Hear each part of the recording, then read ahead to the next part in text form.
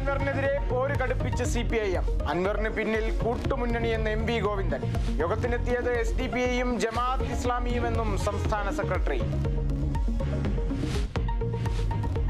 മുഖ്യമന്ത്രിക്കെതിരെ വീണ്ടും അൻവർ. മലപ്പുറം പരാമർശം പിണറായിയുടെ മാറുന്ന മുഖം. അഭിമുഖം നിലപാട് മാറ്റം RSSനെ അറിയിക്കാൻ. മലപ്പുറം ക്രിമിനലുകളുടെ നാടെന്ന് വരുത്താൻ ശ്രമം. നിലമ്പൂരിൽ യോഗത്തിന് വന്നത് ജനാധിപത്യ വിശ്വാസികളെന്നും അൻവർ.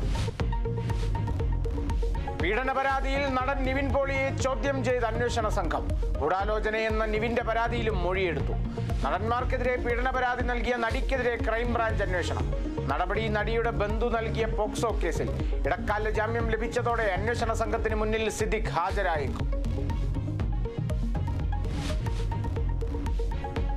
ജമ്മുകാശ്മീർ നിയമസഭാ തെരഞ്ഞെടുപ്പിൽ അവസാനഘട്ട വോട്ടെടുപ്പ് തുടരുന്നു. 40 മണ്ഡലങ്ങളിലെ വോട്ടർമാർ പോളിംഗ് ബൂത്തുകളിൽ. ഫലപ്രഖ്യാപനം ഒക്ടോബർ 8-ന്. അതിർത്തികളിലടക്കം കനത്ത സുരക്ഷ. ജനാധിപത്യത്തിന്റെ ഉത്സവം വിജയിപ്പിക്കണമെന്ന് പ്രധാനമന്ത്രി.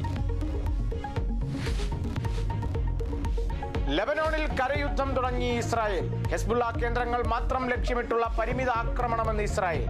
കരയുദ്ധത്തിന് തയ്യാറെന്ന് ഹെസ്ബുള്ള. സിറിയയിലും ഇസ്രായേൽ ആക്രമണം.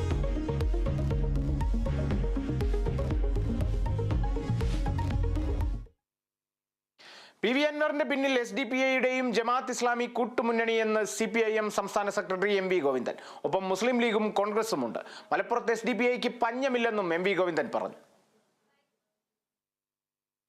വർഗീയവാദത്തിന്റെ 2 ഭാഗങ്ങളുണ്ട് കേരളത്തിൽ. ഒന്ന് ഹിന്ദു വർഗീയതയാണ്, ഭൂരിപക്ഷ വർഗീയത.